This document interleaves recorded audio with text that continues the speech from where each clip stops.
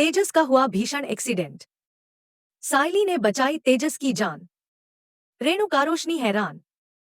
पूरा वीडियो जरूर देखिए। तेजस की बिखरी हुई सांसें, आईसीयू की ठंडी रोशनी और डॉक्टरों के हार मान लेने के बाद जब पूरा देशमुख परिवार टूटने की कगार पर था, तभी मानो किसी चमत्कार की तरह सायली उसके लिए जान बनकर आ गई। उस एक पल में लगा जैसे भगवान ने खुद उसे भेजा हो। उसकी हड़बड़ाई चाल, कांपते हाथ और आंखों में वही एक जिद, तेजस को कुछ नहीं होगा। और सच में वही सायली तेजस को उस मौत के मुहाने से वापस खींच लाई। लेकिन दर्द सिर्फ शरीर का नहीं था। तेजस के दिमाग में अब भी ताजा था वो चेहरा, वो अजय, वो इंसान जिसने 30 लाख का फ्रॉड किया और जिसकी वजह से आज वो आईसीयू में पड़ा है। तेजस उसे अपनी आंखों से देख चुका था और अब तेजस उस आदमी को छोड़ने वाला नहीं था। जब उसने रोशनी को पूरे सच सब बताया, रोशनी के अंदर भी एक आग भड़क उठी। उसने ठान लिया था अजय बचेगा नहीं, हर हाल में 30 लाख वापस लूंगी। लेकिन किस्मत मानो किसी फिल्म के क्लाइमैक्स की तरह अचानक मोड़ ले लेती है। जैसे ही रोशनी अस्पताल से बाहर जाती है, अचानक वो अजय से टकरा जाती है। और अगला पल ऐसा कि किसी के भी पैरों तले जमीन खिसक जाए। कहानी यहीं से करवट लेती है और फिर हम लौटते हैं कुछ घंटों पहले। देशमुख परिवार के घर। रात का सन्नाटा, घर में घुसती बेचैनी और रेणुका व तेजस की हालत तो ऐसी जैसे किसी ने पेट में बम फोड़ दिया हो। वो डाइट वाला खाना जिसने उन्हें हेल्दी बनाना था, ने उल्टा उन्हें 1010 बार बाथरूम भेज दिया। दोनों वैसे पड़े थे जैसे दो घायल सैनिक, हिलने तक की ताकत नहीं। आकाश तुरंत समझ गया था कि सारी मुसीबत इसी डाइट फूड की है। परेश, आकाश, सचिन और सायली सब अपनी अपनी बातों से रेणुका और तेजस को सुनाने लगे। तभी रोशनी गुस्से में बीच में आती है। सचिन काकू और तेजस की इतनी बुरी हालत है और तुम लोग उन्हें सुनाते जा रहे हो, जरा शर्म नहीं आती? सचिन पलटकर कहता है, लाली पाउडर, ये बात मुझे नहीं, तुझे कहना चाहिए था जब तूने इन्हें डाइट पर चढ़ाया था। परेश भी तुरंत सचिन का साथ देता है। बिल्कुल सही कहा इसने, हमें वही खाना चाहिए जो हमारे शरीर को सूट करे। इधर उधर की चीजें खाओगे तो यही हाल होगा। और जैसे किसी टीचर ने अंतिम आदेश दे दिया हो, चलो अब दोनों जाओ अपने कमरे में, सो जाओ। लेकिन कमीनी किस्मत, रेणुका और तेजस सोफे से उठ तक नहीं पा रहे थे। सायली धीरे से अंदर गई, नमक और चीनी का घोल तैयार करके लाई। सब जानते थे कि वो कितनी थकी हुई है, लेकिन फिर भी वो दोनों के लिए घोल बनाकर लाई थी। रेणुका अपनी आदत से मजबूर थी। फूल वाली, इसमें कुछ मिलाया तो नहीं? बदला लेने के लिए? सायली के चेहरे पर एक पल को चोट जैसी दौड़ गई, पर उसने कुछ नहीं कहा। परेश इस बार सहन नहीं कर पाया। रेणु, बहुत हो गया। आधी रात को सायली तेरे लिए घोल बनाकर लाई है और तू है कि उसे ही ताने दे रही है। आकाश भी बोला, आई, पी ले, इसमें इलेक्ट्रोलाइट्स है, राहत मिलेगी। थोड़ी बहस, थोड़ी अनिच्छा के बाद दोनों घोल पी लेते हैं। कुछ देर बाद उनके पेट को राहत मिलने लगती है और दोनों लड़खड़ाते हुए अपने अपने कमरों में चले जाते हैं। जाते जाते एक फैसला भी कर लेते हैं, अब डाइट फूड नहीं खाना, चाहे फास्ट फूड खा लें, लेकिन अमीरों वाला नौटंकी नहीं करेंगे। दृश्य बदलता है। सुबह की हल्की धूप, चिड़ियों की आवाजें और तेजस अपनी वही पुरानी आदतों के साथ रोशनी के पास आता है। बाबू, मैंने 5 स्टार होटल में हम दोनों के लिए सीट बुक की है, चलें? पिछला डाइट फूड ने मुझे खराब कर दिया, अब कुछ चटपटा चाहिए। रोशनी लगभग फट ही पड़ी। तेजस, हम 5 स्टार होटल अफोर्ड नहीं कर सकते। पता नहीं क्या चला है तुम्हारे दिमाग में, शोरूम पहले ही कम मार्जिन पर चल रहा है। तेजस बेमन से बड़बड़ाता है, वो इसलिए ना, क्योंकि 30 लाख का फ्रॉड हुआ है, इसलिए कम मार्जिन में काम कर रहे हैं। रोशनी और गुस्सा होकर बोलती है, बहाने मत बनाओ, हमें ज्यादा मेहनत करनी चाहिए। लेकिन तुम्हारा दिमाग या तो खाने पर या सचिन साइली पर अटका रहता है। उनसे कुछ सीखो। सचिन हर रोज सुबह 4 बजे उठकर काम करता है। साइली भी। तेजस तुरंत पलटकर मजाक बना देता है। तो बाबू, तुम भी 4 बजे उठो ना। अभी तो 7 बजे उठती हो। रोशनी का दिमाग सुन्न हो गया। तेजस, तुम्हें समझाने से अच्छा मैं सिर दीवार पर मार लूं। तुम समझते क्यों नहीं? ऐसे ही खर्चा किया ना तो जल्द ही हम सड़क पर आ जाएंगे। जो इज्जत बची है वो भी खत्म हो जाएगी। तेजस की आंखों में थोड़ी मासूमियत थी। मैंने तो सोचा था कि हम दोनों थोड़ा टाइम स्पेंड कर लें। बहुत दिनों से यूं ही उलझे पड़े हैं। अगर तुम्हें नहीं पसंद तो ठीक है, मैं बुकिंग कैंसिल कर देता हूं। और वो वहां से चुपचाप चला जाता है। रोशनी वहीं खड़ी रह जाती है, दिल में दोहरी चोट। एक लोन की टेंशन जिसका पैसा उसने जीएसटी भरने के लिए लिया था, और दूसरी तेजस की हरकतें जो जैसे खत्म होने का नाम ही नहीं लेती। फ्रॉड, खर्चा, गैर जिम्मेदारी। अगर ऐसे ही चलता रहा तो ये लोग आगे कैसे बढ़ेंगे? इसी भावनात्मक घुटन के बीच कहानी फोकस बदलती है अरुण और उसकी मां पर। दोनों मंदिर आए थे मन्नत के कारण, शांति के लिए। वही जूही मिल जाती है। जूही को देखकर दोनों के चेहरे पर सच्ची खुशी की चमक आ जाती है। जूही पूछती है, आप यहाँ? अरुण मुस्कुराकर बताता है, माँ ने पूजा की मन्नत रखी थी, आज उसे पूरा करने आए हैं। जूही तुरंत उन्हें पंडित जी से मिलवाती है। पंडित जी भी उसे देखकर खुश। जूही, तुम और तुम्हारी बड़ी बहन, तुम दोनों में हमेशा सकारात्मकता रहती है। और उसी मंदिर में अरुण ने जूही के दिल की धड़कन रोक दी, एक ऐसा सवाल पूछकर जिसकी उसने उम्मीद तक नहीं की थी। मंदिर की घंटियों की गूंज धीरे धीरे हवा में घुल रही थी। धूप की हल्की सुगंध चारों ओर फैली हुई थी और माहौल में एक अनकही पवित्रता तैर रही थी। जूही पंडित जी से बात कर रही थी, तभी पीछे से अरुण की धीमी आवाज आई, जूही, 1 मिनट आओ, मुझे तुमसे कुछ जरूरी बात करनी है। जूही हल्की मुस्कान के साथ उसकी तरफ मुड़ी। हाँ, बोलिए अरुण, क्या हुआ? अरुण की आंखों में जाने कैसी घबराई हुई चमक थी। उसके शब्द बार बार गले में फंस रहे थे। जूही, तुम जानती हो ना कि मैं मेरी माँ से कितना प्यार करता हूँ। मेरी माँ की एक ही इच्छा है कि मैं जल्द से जल्द शादी कर लूँ। और सच कहूँ तो उनकी यही चिंता दिन रात मेरे दिल में घूमती रहती है। जूही ध्यान से सुन रही थी, लेकिन उसे बिल्कुल भी अंदाजा नहीं था कि अरुण आगे क्या कहने वाला है। अरुण ने एक गहरी सांस ली। और मैं मुद्दे पर आता हूँ।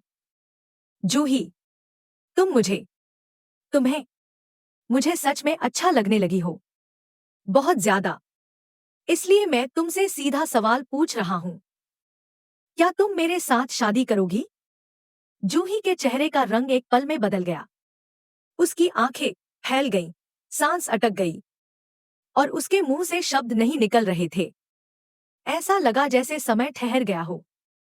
वो बोल पाई बस इतना, अरुण, मैंने कभी इस बारे में सोचा ही नहीं। और अभी तो, जब तक बाड़ू सेटल नहीं हो जाता, मैं शादी के बारे में सोचना भी नहीं चाहती। अरुण ने उसके चेहरे की घबराहट पढ़ ली थी। ठीक है, उसने नरमी से कहा, तुम टाइम लो, अच्छे से सोचकर जवाब देना। लेकिन जवाब जरूर देना, जूही। जूही सिर्फ धीरे से हाँ कह पाई, पर उसकी आंखों में छुपी टेंशन साफ दिखाई दे रही थी। जैसे ही वो दूर चली, उसके चेहरे की बेचैनी किसी से छुप नहीं सकती थी। दिल के अंदर एक तूफान चल रहा था। क्या वो सही कर रही है? अरुण अचानक इतना करीब कैसे आ गया? और क्या उसकी जिंदगी में सच में कोई नई कहानी शुरू होने वाली है? दर्शकों के लिए शायद ये शॉकिंग था, लेकिन अगर आप मेरे वीडियो पहले से देखते आए हैं तो मैंने कहा भी था, आज नहीं तो कल अरुण जूही को प्रपोज जरूर करेगा। और जवाब कहीं ना कहीं हाँ ही आएगा। शायद शुरू में ना हो, लेकिन दोनों के बीच कहानी का बीज पड़ चुका था। दृश्य बदलता है। घर पर रेणुका फोन पकड़े इधर उधर टहल रही थी। तभी मंदिरा का कॉल आया। फोन उठाते ही रेणुका ने चिरपरिचित अंदाज में कहा, अरे मंदिरा जी, आप 100 साल जिएंगी। मैं अभी आपको ही याद कर रही थी। मुझे कुछ बताना था। मंदिरा की आवाज में शांति थी। जी बोलिए मास्टर जी। रेणुका बिना रुके बोली। वो साइली है ना? उसे 5 लाख का बड़ा ऑर्डर मिला है। इस पर मंदिरा ने एकदम सहजता से कहा, अरे वो ऑर्डर मैंने ही दिलवाया है उसे। अच्छी बात है, उसे काम मिल गया। रेणुका हक्की बक्की। क्या? आपने उसे ऑर्डर दिलवाया? आप तो मेरी टीम में थी ना? अचानक से साइली की टीम में कब से चली गईं? ये अच्छा नहीं है मंदिरा जी। मंदिरा के स्वर में हल्की रहस्यमय कठोरता आ गई। मास्टर जी, मैं आज भी आपकी ही टीम में हूं। लेकिन आप इतना सोचिए मत। मैंने तो आपका काम और आसान कर दिया है। रेणुका की भौहें सिकुड़ गईं। कैसे आसान? मंदिरा धीरे से हंसते हुए बोली। ये ऑर्डर साइली का पहला और आखिरी बड़ा ऑर्डर होगा। आपको ज्यादा समझने की जरूरत नहीं है। समय आने पर सब समझ जाएंगी। बस इतना मान लीजिए कि बहुत जल्द साइली का ये छोटा मोटा व्यापार बंद होने वाला है। और जो सपना लेकर आप यहाँ तक आई हैं ना, वो बहुत जल्द पूरा होगा। और बिना एक सेकंड गवाए मंदिरा कॉल काट देती है। रेणुका के दिमाग में सवालों का बवंडर चलने लगता है।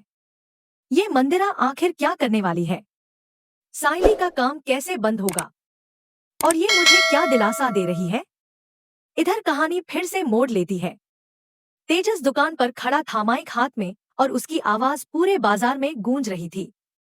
लूट लो, लूट लो। सारा माल आधे दाम में, एक के साथ एक फ्री। जल्दी करो।